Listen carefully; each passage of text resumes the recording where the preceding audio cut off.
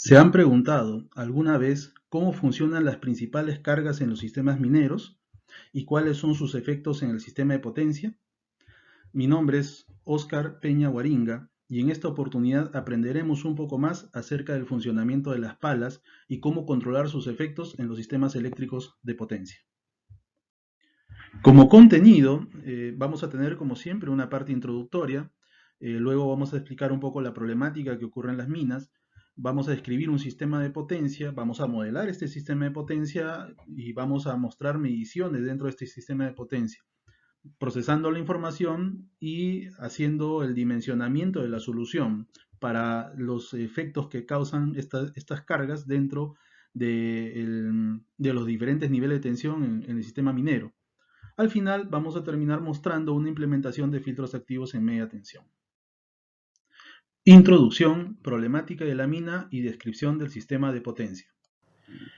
Como parte introductoria vamos a ver cómo es que este equipo trabaja dentro de la mina, ¿no? Esta parte, digamos, de los movimientos que hace esta carga forma parte del proceso productivo. Entonces, si se dan cuenta, esta máquina trabaja con corriente. Esta corriente lo obtiene del sistema de potencia en 7.2 kilovoltios. Normalmente en el Perú usamos 7.2 kilovoltios. Entonces, se encarga de hacer el movimiento de tierras, ¿no? Para poder trasladar el mineral de un punto a otro y empezar el proceso minero como tal, ¿no? Entonces, pero hay algo interesante y una parte importante aquí es cómo es que se alimenta esta pala, ¿no? Esta pala se alimenta a través de un cable, ¿no? Y este cable tiene una normativa que es la IEC de fabricación, que es la IEC 60228, en la cual se define el aislamiento que debe tener, que normalmente es un aislamiento EPR, ¿no? Y además el conductor es de cobre flexible estañado, ¿no? Y es un clase 5 de acuerdo a esta norma. Entonces, pero hay dos aspectos importantes en este cable. Entonces, este cable también tiene una protección contra fallas a tierra, que lo hace a través de un hilo conductor que recorre toda la longitud del cable. Y el otro aspecto importante es el tipo de recubrimiento, ¿no? El tipo de recubrimiento que tiene que tener, porque es un cable de arrastre, es un cable que se está moviendo continuamente en diferentes puntos de la mina, ¿no? Evidentemente hay una planificación para la colocación y los puntos de extracción, ¿no? Donde se van a colocar las palas. Pero estos movimientos del cable obligan a que sea un material especial el recubrimiento de estos cables. Entonces, ese recubrimiento de los cables tradicionalmente era CPE o neopreno, ¿no? Actualmente, en la mayoría de los casos es tipo TPU. Entonces, y hay otro aspecto también que está relacionado a las distancias. O sea, el carrete tradicional de estos cables es de 300 metros, sino que a pedido de las minas, esto puede ser 400 metros, 500 metros. En el Perú, al menos de los casos que he podido ver, la máxima longitud que he encontrado es 609 metros, ¿no? Entonces, esta longitud puede ser variable, ¿no? Y esa variabilidad de la longitud también hace que se modifiquen en diferentes puntos la potencia de cortocircuito y otros aspectos técnicos que vamos a ir viendo a lo largo de esta presentación, ¿no? Acá podemos ver también otro tipo de palas, digamos, otro modelo de palas que está en funcionamiento en el Perú, ¿no? Entonces, igual, ¿no? Hay una alimentación que tiene que llegar, son equipos bastante grandes, entonces en su estructura y su conjunto son grandes consumidores de potencia y para esos movimientos que son muy rápidos, ¿no? En el sentido de que la variación del consumo de energía es bien grande, ¿no? Entonces esto nos obliga a revisar cuál podría ser su conducta dentro de un sistema de potencia, que es materia de esta presentación. Aquí podemos ver por ejemplo, en este video, cómo es que funcionan las perforadoras, ¿no? Porque se trabaja con palas y se trabaja con perforadoras. En consumo, realmente, cuando uno termina haciendo las mediciones, es un consumo muy similar, ¿no? Aunque los trabajos son un poco diferentes, los consumos, digamos, a nivel de potencia son similares. Entonces, por esa razón de que a veces en un switch house podemos poner una pala, una perfor o dos palas, ¿no? En el switch house y debajo de un transformador de potencia que se emplea pueden haber dos palas, una pérfora, o sea, tres equipos y podemos variar un poco las cargas que se van a conectar a las subestaciones móviles, ¿no? Respecto a la problemática presentada en las minas, esto es muy general.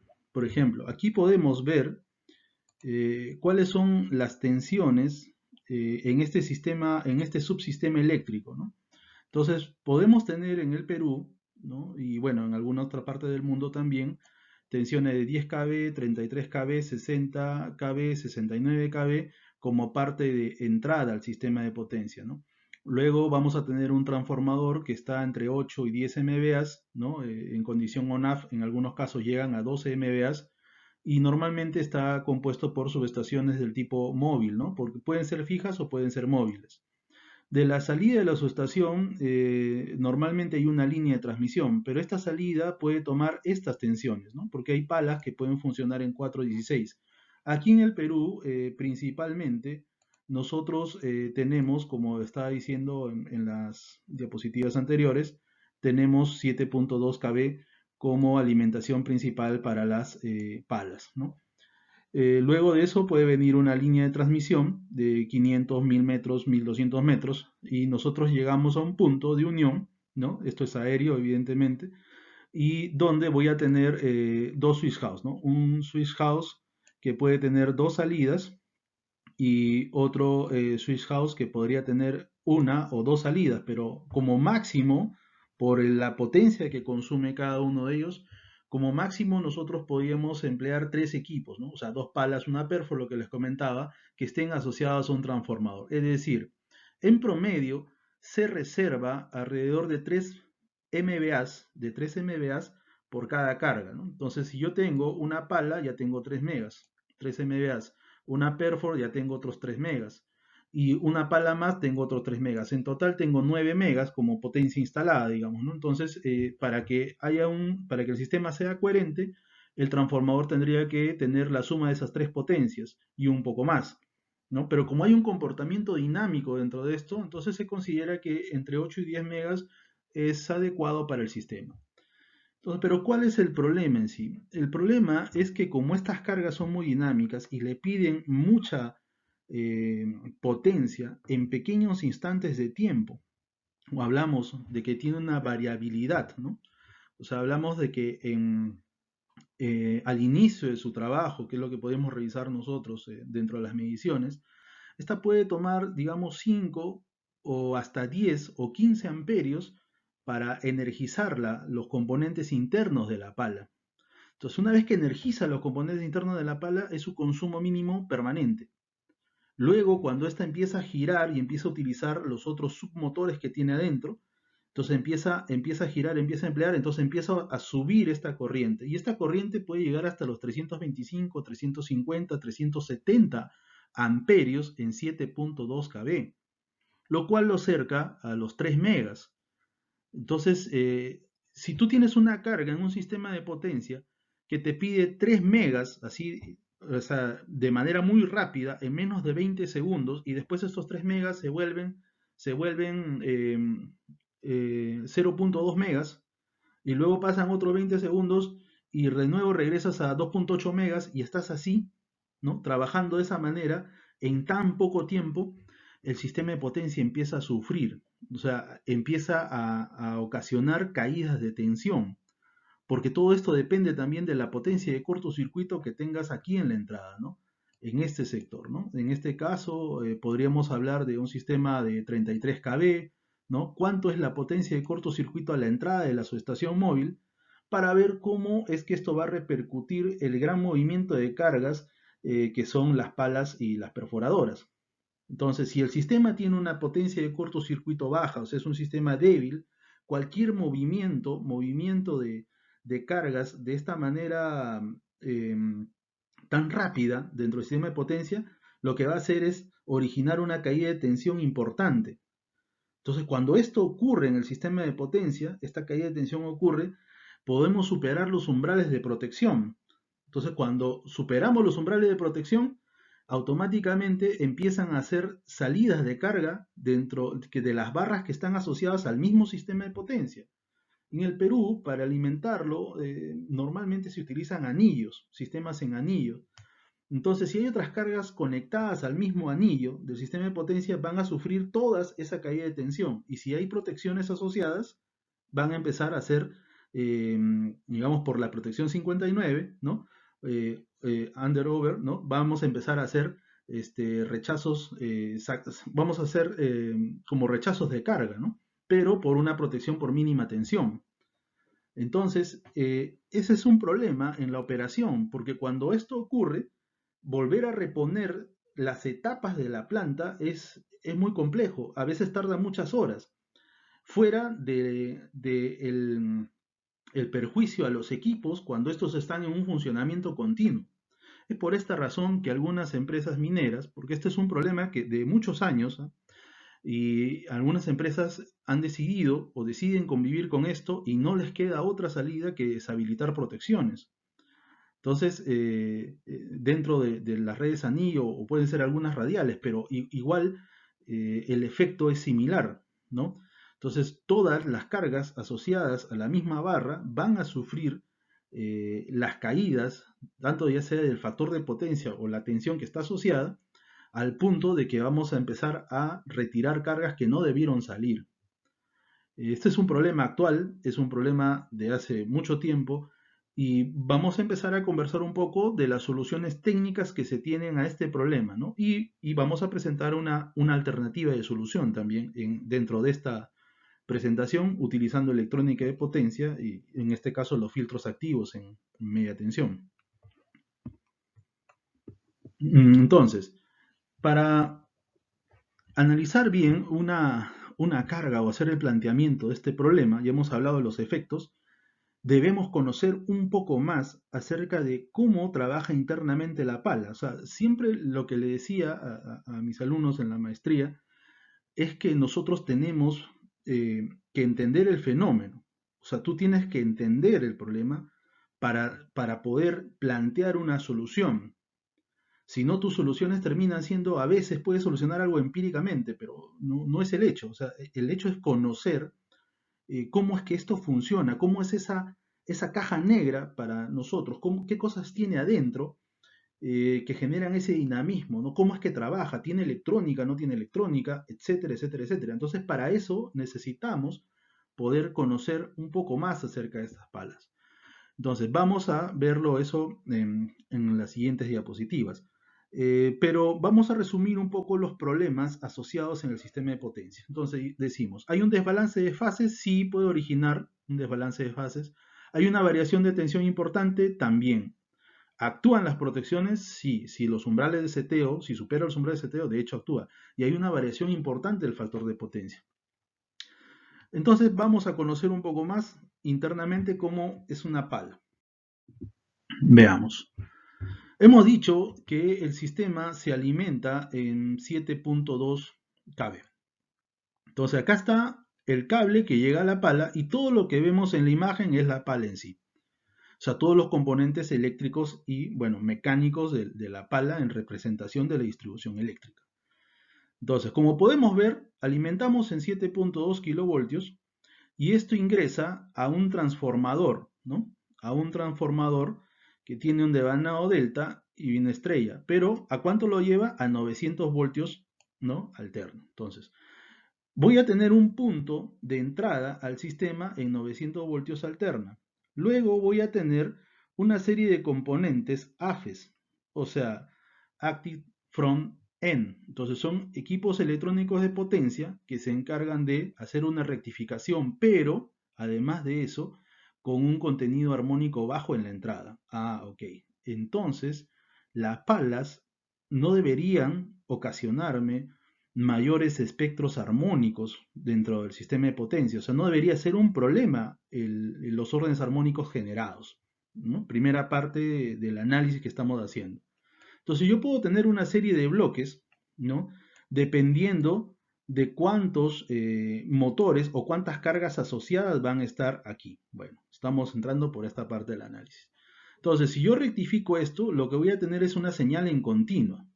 Esa señal en continua, ¿no? Porque estoy pasando de alterna a un sistema rectificado con un frente, bueno, digamos de frente activo, ¿no? Entonces voy a pasar a una parte DC, un control de DC. ¿Cuánto es la tensión que utilizan normalmente en su enlace DC, en este sistema, en un DC Link? Es 1800 voltios en continua. Entonces, y voy a tener de hecho un cargador, porque esa parte tiene que estar, para que todo el sistema funcione bien, esto tiene que estar precargado o estar cargado permanentemente, ¿no? Si no, no hay forma de que el sistema trabaje adecuadamente. Sobre todo porque utilizamos inversores, ¿ya? Utilizamos inversores. Entonces, acá estamos viendo que tenemos en total 4 etapas de inversores, ¿no? 4 etapas de inversores, ¿no? Y estas 4 etapas de inversores van a trabajar al final con motores. Ah, ya. Pero estos motores, o sea, yo estoy pasando de 1800 en el DC, ¿no? Utilizo el inversor y paso a 1400 en una señal, ¿no? Donde le he variado la frecuencia. Ah, ya. Entonces, esa frecuencia variada, ¿no? Yo voy a tener 1400 voltios alternos, pero son alternos de una señal escalonada, es una salida escalonada a la salida del inversor. Entonces, estos 1400 voltios van a tomar son un 1400 voltios en señal escalonada que va a ingresar a qué? A motores. ¿Qué tipo de motores son? Son motores de inducción tipo jaula de ardilla. Entonces, ¿cuáles? Y todos ellos trabajan, digamos, bajo el mismo control, trabajan todos ellos, pero ¿quién es el que hace realmente el que toma la mayor parte de la potencia? Es este que es esto de 2600 HP, que es el que realmente hace el esfuerzo del levante de la carga, ¿no? Hace el levante de la carga, hace el esfuerzo del levante de la carga. Y acá tenemos motores de 505 HP que acompañan, ¿no? Que son normalmente para hacer giros, ¿no? Para hacer los movimientos. Tenemos acá, por ejemplo, de 700 HP y acá tenemos, digamos, interruptores que hacen alternar estos motores porque siempre tiene que haber una reserva. Entonces, tenemos una descripción. También nosotros tenemos que tener un sistema de servicios auxiliares, ¿no? Un sistema que nos permita tener iluminación, porque estos equipos deben trabajar durante todo el día. Eh, una buena tasa, digamos, que se recomienda en el sector minero es una empleabilidad que esté sobre el 80%, ¿no? 85% sería ideal. Pero existen muchos motivos por los cuales se interrumpen estos trabajos de estas máquinas, ¿no? Estas grandes máquinas. Y algunos de ellos están, digamos, asociados a las vibraciones, o sea, pueden tener problemas mecánicos o pueden tener problemas eléctricos. Entonces, en los problemas mecánicos, normalmente está asociado a lo que es a los sistemas, digamos, a las cajas, ¿no? A la parte, eh, digamos, de la maniobrabilidad, ¿no? ¿No? Del sistema. Entonces, a la vibración, por ejemplo, que puede existir en algunas partes del mismo, ¿no? Una vibración, ¿no? Que conlleva a que diferentes componentes pierdan su posicionamiento natural, o sea, problemas en ejes, problemas digamos, desacoplamientos, ¿no? Hablamos básicamente de problemas mecánicos que pueden hacer que este equipo pare. Si las cajas de transmisión fallan, podrían originar paradas de hasta 10 días. ¿Por qué? Porque hay que traer el repuesto, hay que llevarlo, hay que colocarlo, y esto genera pérdidas considerables al sector minero. Es por eso que algunas marcas, fabricantes, están presentes o hay talleres en mina para poder resolver los casos menos graves digamos, de paradas que puedan tener los equipos. Hay otros aspectos de análisis, por ejemplo, ¿no? El tipo de mantenimiento que se le da a los equipos. Normalmente los ingenieros, cuando ven que este equipo funciona, difícilmente quieren hacer un mantenimiento. Entonces, tenemos realmente tres tipos de mantenimiento de este tipo de sistemas. Un mantenimiento correctivo que se da cuando ya una falla se produjo y hay que corregir algo. Un mantenimiento preventivo que puede ser una parada periódica, o sea, cada cierto tiempo hacemos mantenimiento por partes, ¿no? Del sistema, o hacemos un mantenimiento total, pero es una parada programada cada 6, 8 meses, un año, año y medio, ¿no? Por ejemplo. Pero existe otro mantenimiento que, digamos que su implementación sería más interesante, que no lo tienen todos en el sector minero, algunos sí los tienen, la mayoría no, que es el predictivo, ¿no? El que puede predecir la falla. Entonces, para eso, ¿qué se emplea? Un conjunto de sensores en diferentes etapas del proceso que nos avisen, digamos, como es monitoreado todo el tiempo por sensores, nos puede avisar o dar un estimado de cuándo podría presentarse una falla e intervenir antes de que esta falla se produzca y el daño sea mucho mayor, ¿no? Entonces, eso también es importante.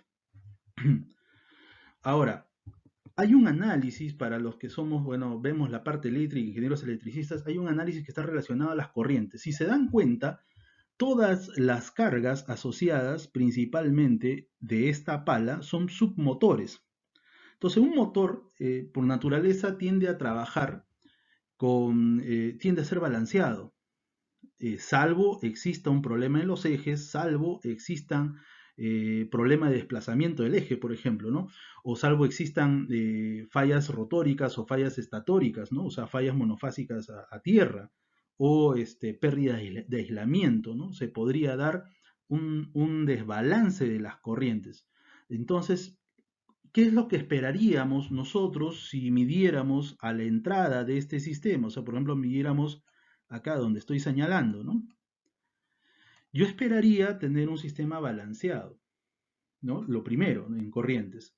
Entonces existen tipos de análisis que van midiendo, o sea, que nosotros podríamos colocarle un analizador de redes o un medidor permanente, sería lo más adecuado, un medidor para cada pala y que este de acá nos vaya reportando por algún mecanismo de comunicación a un SCADA cuál es la condición de las tres fases, de las corrientes en las tres fases, porque se supone que todo debe ser balanceado, entonces que nos vaya reportando esa condición.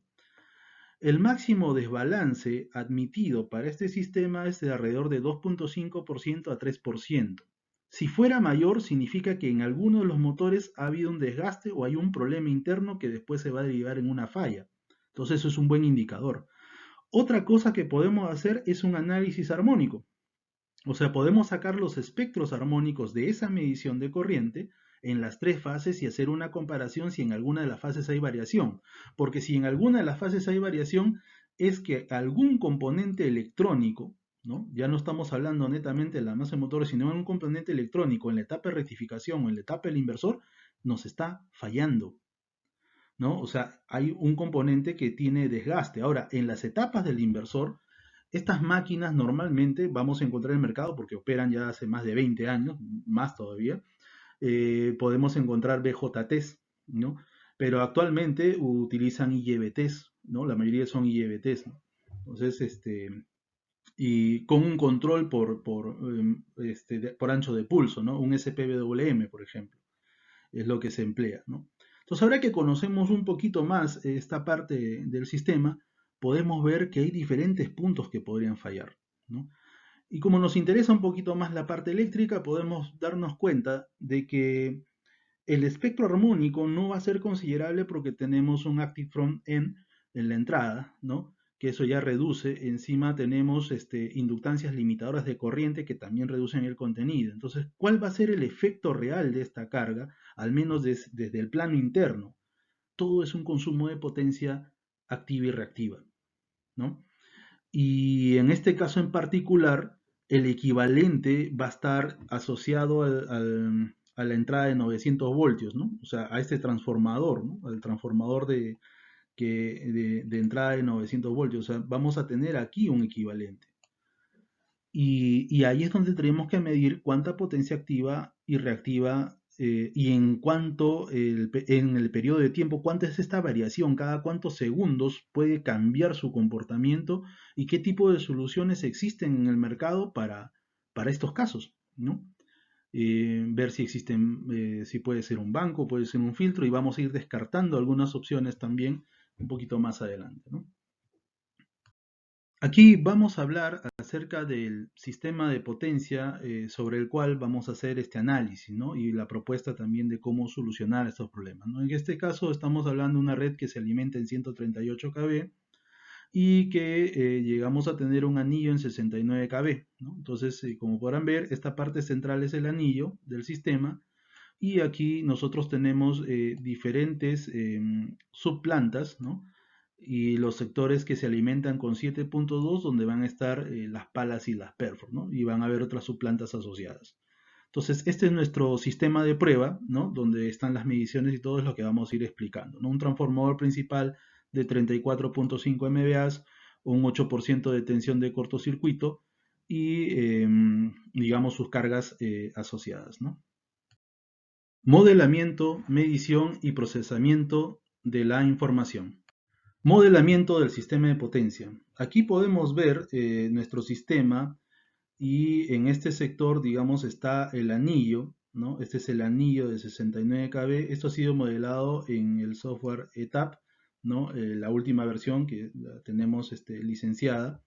Pero de este flujo de potencia podemos deducir lo siguiente. En el bus 5, ¿no? Estamos hablando de este bus, ¿no? Y este otro bus, que es el bus 9, ¿no? Nosotros vamos a tener las máximas caídas de tensión, ¿no? Porque estamos viendo cuánto es la variación de tensión, que incluso superan el 10%. O sea, este es el primer indicador en el modelamiento del sistema de que van a haber puntos donde están asociadas a las palas y las perforadoras, donde va a haber una caída de tensión importante. Entonces, ¿cómo debemos evitar esta caída de tensión? A ver, hemos hablado que las palas y perforos tienen una conducta muy dinámica. Entonces, si nosotros quisiéramos solucionarlo con banco de compensación reactiva, sabemos que de acuerdo a su norma de fabricación, el estándar IEC 60871, ¿no? O puede ser también la IEEE 18 o la IEEE 1036, y hay otras normas asociadas, que los bancos de compensación en media tensión no pueden hacer maniobras o deben estar preparados para hacer maniobras luego de 10 minutos. O sea, yo no puedo estar conectando y desconectando un banco de compensación reactiva. O sea, yo lo desconecto y volver a conectar. Para volver a hacer la conexión tienen que pasar 10 minutos. Y si es que es un estándar, ¿no? Es un banco estándar. Si fuera un banco que tuviera descargadores, o sea, una posibilidad de hacer una descarga rápida, este banco podríamos conectar y desconectar, o sea, podemos hacer la conexión a los 5 minutos. Pero ¿cómo trabaja esta carga? Esta carga trabaja en menos de 20 segundos, o en 30 segundos, en 40 segundos. Ha pasado de 5 amperios a 350 amperios. Entonces, el controlador del banco no va a poder saber en qué momento ingresar. O sea, las soluciones pasivas que nosotros tenemos en el mercado no son aplicables. Entonces, no se pueden aplicar porque esa tecnología no permite esto. Tendríamos que aplicar otra tecnología. O sea, son variaciones muy rápidas, y al momento de tratar de censar la variación, el equipo va a estar tratando de ver si voy a entrar, voy a salir, y cuando lo haga no va a conseguir mejorar el perfil de tensiones en las barras de interés. Entonces, por eso tenemos que optar por otras alternativas más electrónicas. Pero veamos cómo queda el modelamiento del sistema de potencia a nivel cortocircuito, ¿no? Entonces vemos acá que en el bus, ¿no? En la parte principal, ¿no? En la subestación principal, en 138 kV, tenemos una potencia de cortocircuito de 1300 MVA, lo cual nos demuestra que es una red con baja potencia de cortocircuito. Para que este sistema sea más estable, deberíamos tener en ese bus un valor cercano o superior a los 2000 MVA. Entonces es un poco una red débil. Entonces cualquier movimiento o cualquier ingreso o movimiento de cargas importantes, como son las palas y las perfor, pueden hacer que este anillo, ¿no? Pierda en tensión, o sea, que empiece a haber una caída de tensión importante. Entonces, eso es la primera observación de acuerdo a la potencia de cortocircuito del sistema. ¿Cómo hacemos la medición de parámetros eléctricos y calidad de energía? Empleamos analizadores de redes Dranets y también empleamos equipos Metrel. Em, pero en este caso se puede tomar información. En este caso nosotros tenemos información a nivel subestación, pero no a nivel pala.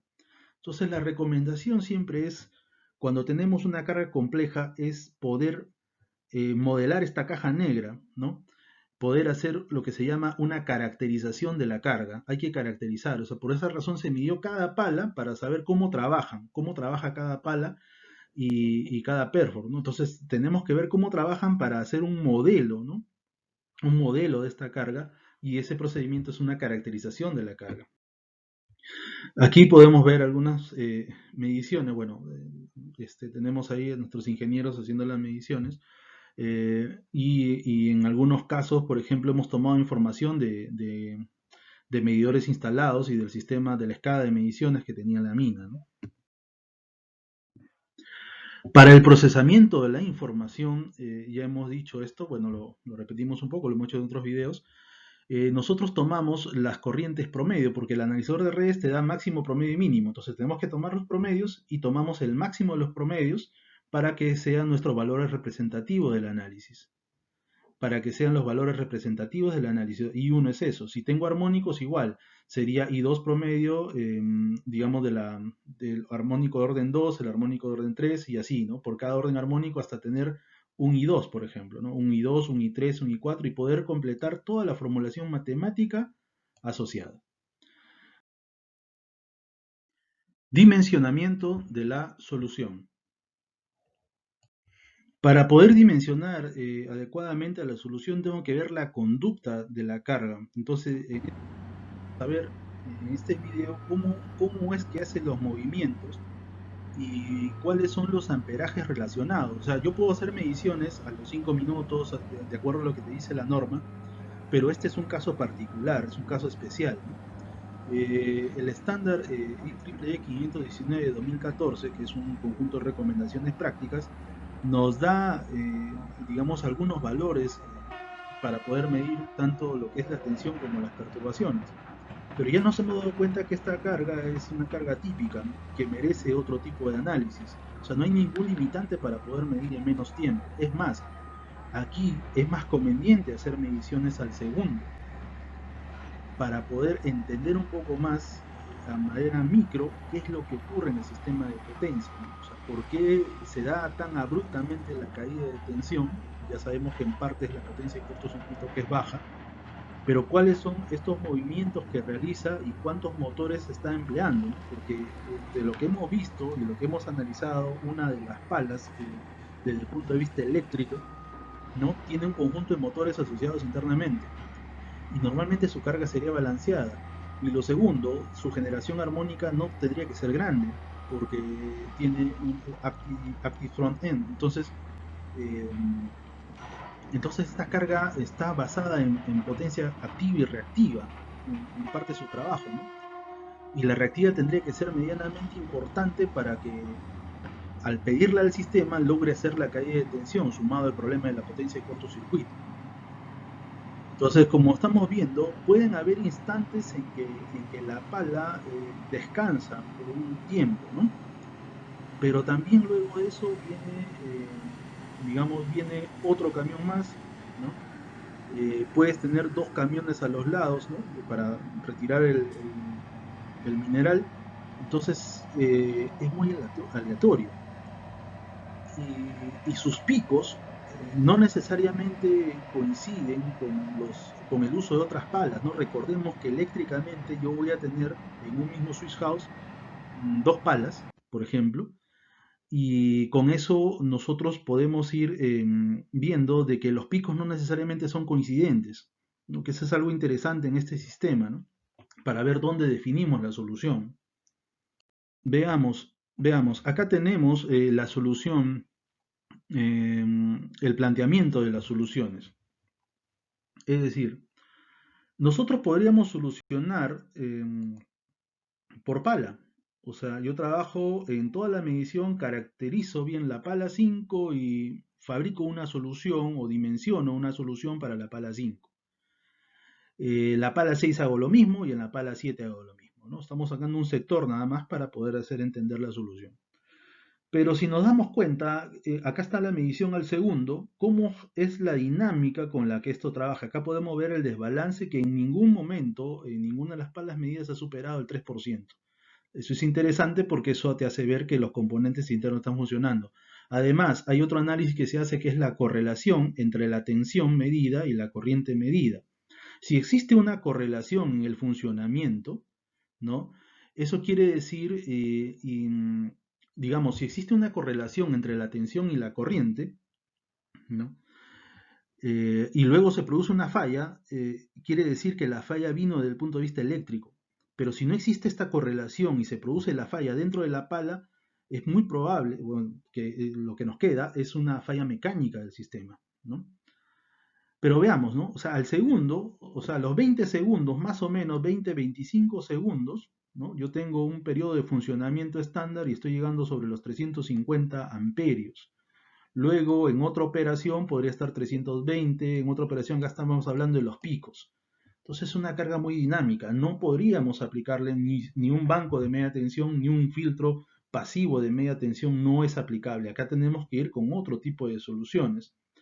Eh, y esto a nivel 7.2 kb. O sea, yo podría solucionar pala por pala con un equipo móvil también probablemente y solucionar aquí con un conjunto de filtros activos pala por pala, ¿no?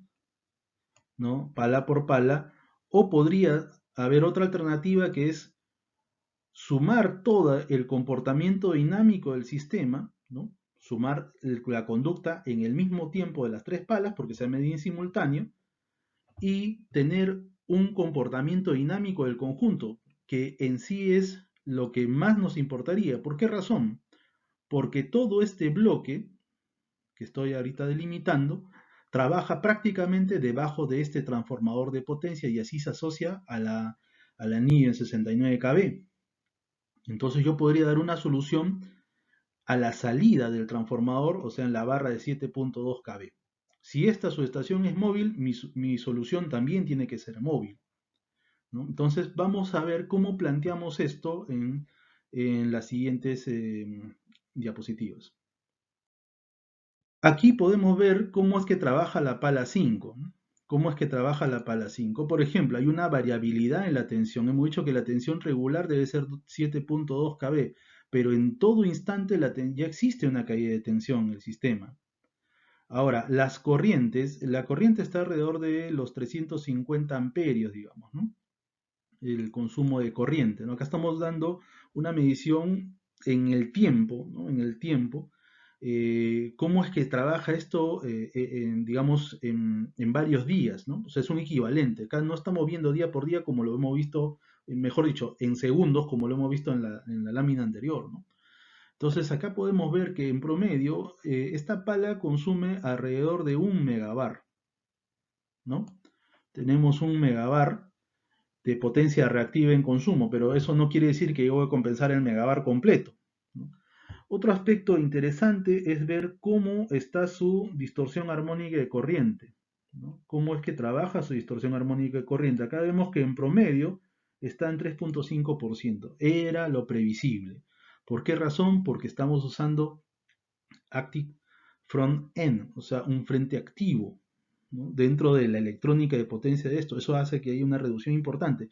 Y sobre eso también están las inductancias limitadoras de corriente. Entonces acá el gran problema es el movimiento de potencias. Ese es el gran problema en este sistema. Vamos a ver cómo trabajamos esto, ¿no? Entonces, para poder compensar, ya hemos visto que consume más o menos 1 megabar, ¿ya? Pero yo no voy a compensar toda la reactiva de esta pala. O sea, yo tendría que ver más o menos qué potencia, y hemos hecho una serie de análisis en el caso, qué potencia es necesaria para llegar a tener un nivel adecuado, ¿no?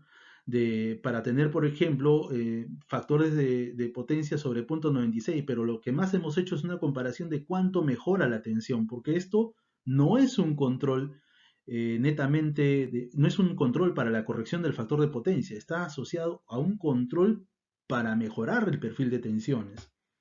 Entonces, necesitamos mejorar el perfil de tensiones.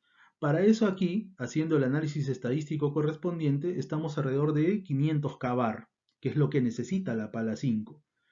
Entonces, esos 500 kbar lo hemos determinado como 520 kbar, que es 0.52 megabar, y como los filtros activos son dimensionados por corriente, yo debo sacar la corriente equivalente de esto, ¿no?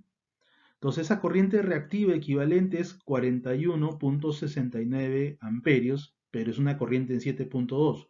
Como está en 7.2 y los filtros activos funcionan en 480 en baja tensión, entonces debo pasar esa corriente de media, la debo pasar a baja tensión. ¿Y cómo hacemos eso? De la siguiente manera, es una conversión directa, ¿no? Producto 7.2 entre 0.48. ¿Cuánto obtengo? Obtengo 625.46 amperios. Pero hay un detalle importante. Nosotros tenemos que esta instalación está a 3.000 metros sobre el nivel del mar. Entonces, para eso, ¿qué necesitamos hacer? Necesitamos derratear los equipos electrónicos. ¿Y cuál es el factor de derrateo? El factor de derrateo viene a ser la altura menos 1000, porque es 1% por cada 100 metros sobre los 1000 metros. ¿Sí? Entonces, con eso nosotros conseguimos, ¿no? Tener una desclasificación por el tema de la densidad relativa del aire, ¿no? La capacidad de ventilación que puede tener el sistema. Tal es así que para esta pala nos saldría 750 amperios. ¿Eso qué significa? Que como los equipos son de 300 amperios, los filtros, necesitaríamos dos filtros de 300, ¿no? Y uno de 150, ¿no? Porque serían dos de 300 serían 600, más de 150, 750. Y son tres equipos.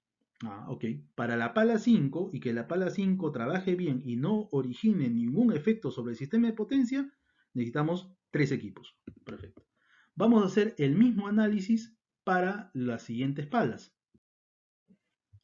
Ahora vemos la pala 6. La pala 6 también tiene una conducta similar.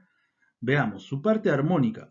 Los armónicos controlados en la pala 6, ¿no? Hemos dicho que se debe a la estructura de electrónica y potencia de la pala. Su consumo es superior. Estamos hablando de más o menos 1.2 o 1.3 megabars, que es lo que consume la pala. ¿Cuánto necesitamos de acuerdo a los diferentes ensayos que se han trabajado? Necesitamos alrededor de los 400 kbar para mejorar su perfil de tensiones y que no origine una caída de tensión importante. ¿Cómo conseguimos eso? Veamos. Todo tenemos que pasarlo a corrientes, igual que el caso anterior. Si yo lo paso a corriente, necesito 32 amperios en 7.2 kV, lo cual tengo que pasarlo a baja tensión porque los equipos son conectados en baja tensión. El mismo ensayo anterior. Tengo 481 amperios, ¿no? En reactiva. Sacando el mismo factor de rateo porque son 3.000 metros, voy a tener 577.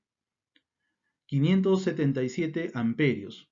Eso es casi 600. ¿Y 600 cuántos son? Son dos equipos, ¿no? 600 son dos equipos. Entonces, con dos equipos yo puedo solucionar el problema de la pala 6. Ahora, para la pala 7 hacemos un análisis similar. Acá sí hay un poquito más de armónicos, acá habría que revisar si es que alguno de los componentes del sistema podría estar fallando porque estamos pasando la media. Recuerdan que era alrededor de 3-4%, acá estamos alrededor de 6%. Entonces sí, podría darse el caso y es una de las recomendaciones revisar la pala 7. Su consumo de reactiva es similar a los casos anteriores, alrededor de 1.2 megas. De forma dinámica, ¿no? Entonces, con esto, ¿qué conseguimos? Conseguimos tener la potencia a compensar, ¿no?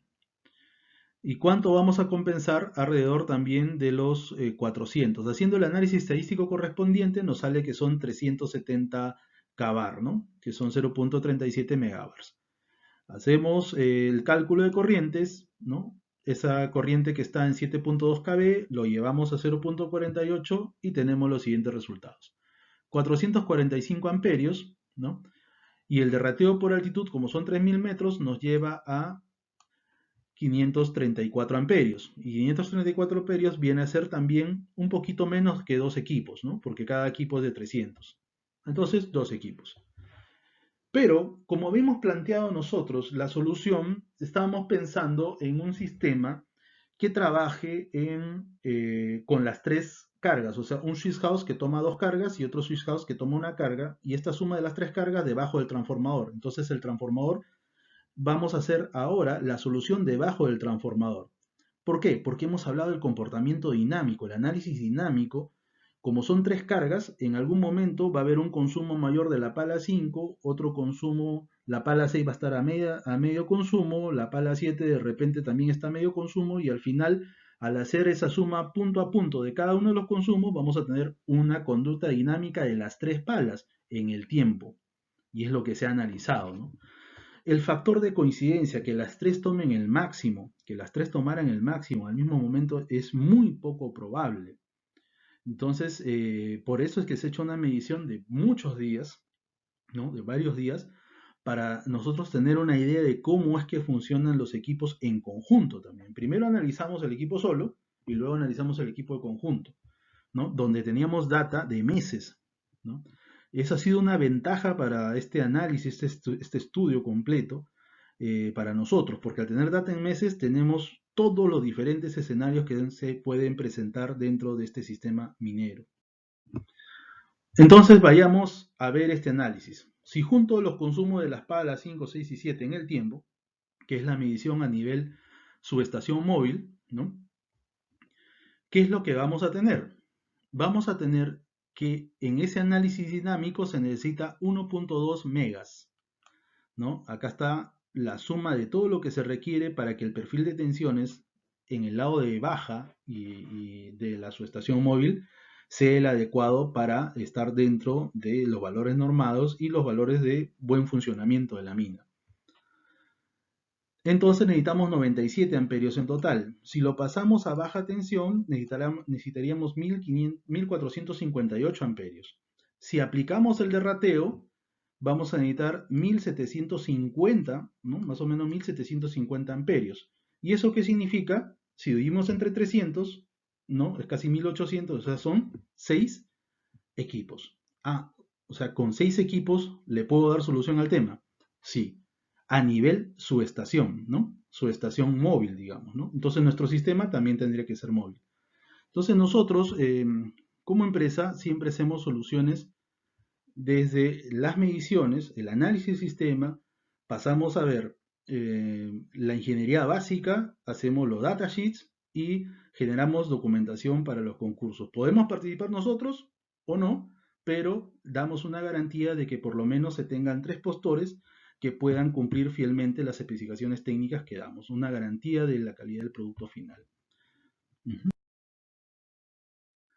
Dentro de lo que es la ingeniería básica, acá podemos ver el transformador, ¿no? El transformador y las 6 cargas, ¿no? O sea, los 6 filtros activos trabajando en un sistema de un maestro con sus esclavos, ¿no? O sea, va a haber uno que es el que va a llevar el control de todo el sistema y va a tener un sistema con esclavos, ¿no? O sea, un maestro y sus esclavos a nivel control. Ahí tenemos los planos del sistema eléctrico.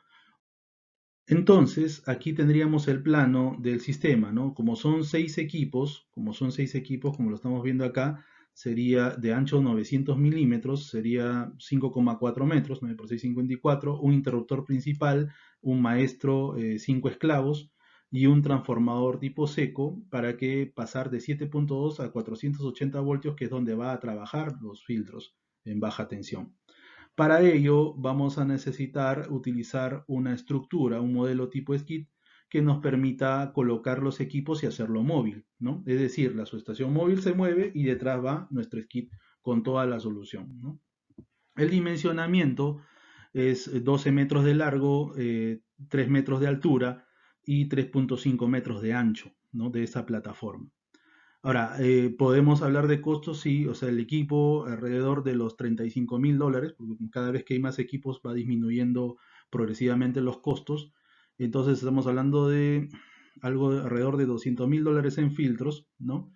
El interruptor debe ser unos 10.000 más o menos, ¿no? Estamos hablando de 210 más el transformador unos 20, algo de 250.000, y la estructura debe ser unos $300.000 promedio, ¿no? Considerando la estructura, ¿no? Costos aproximados de mercado entre 300 y 350.000 sería este sistema, ¿no? Para, digamos, evitar estos problemas que ocasionan el gran movimiento dinámico de las palas y las perforadoras dentro del sector minero, ¿no? Dentro de las minas en los sistemas de potencia. Implementación de filtros activos en media tensión. Aquí vamos a presentar un caso de implementación que nos puede dar una idea de cómo funcionaría dentro del sistema. Si bien es cierto, esto está dentro de una sala eléctrica construida, eh, el sistema que necesitamos sería un tipo skid, o sea, sería un sistema móvil. Pero tranquilamente podemos ver cómo es que esta solución tomaría 6 de estos equipos en paralelo, un maestro y 5 esclavos, ¿no? Y dentro de este esquí, digamos, de esta estructura que estamos construyendo para este fin, ¿no? Estos 6 equipos como bloque, a través de un transformador, ¿no? A través de un transformador que va a estar de 0.48 kV a 7.2 kV. Entonces va a estar conectado en media tensión a través del transformador, ¿no? Llevando esta acción dinámica con la que trabaja estos filtros activos en baja, traduciendo ese efecto sobre media tensión y corrigiendo rápidamente los problemas de la variación de tensión, entregando reactivos al sistema en forma de corrientes, entregando corriente reactiva al sistema, ¿no? Y hemos visto que desde el punto de vista armónico, el caso de las palas no es que afecte al sistema realmente de potencia, pero sí su dinamismo en el caso de la tensión, en el caso de cómo se varía la potencia, el consumo de potencia reactiva. Esta solución es realmente efectiva para el sector minero y nos permite mejorar y aprovechar mejor el sistema de potencia. Y lo podemos hacer móvil a través de una subestación tipo skid para que pueda seguir a las subestaciones móviles y minimizar los efectos de las palas y perforadoras dentro del sector minero, ¿no? Quisiera agradecerles por participar. En esta oportunidad nosotros hemos querido mostrar cómo es que trabajan estas cargas importantes del sistema minero, estas palas y perforadoras, y que son tan dinámicas y que ocasionan dificultades en la parte eléctrica del sistema de potencia, que tienen que ser corregidas o minimizar sus efectos dentro del mismo. Hemos presentado una opción probada, técnica y económicamente buena, y que tiene más de 40 años de evolución en su desarrollo de electrónica de potencia, que puede mejorar el aprovechamiento de estas cargas y reducir también el índice de fallas de las mismas dentro del sistema de potencia. Muchas gracias.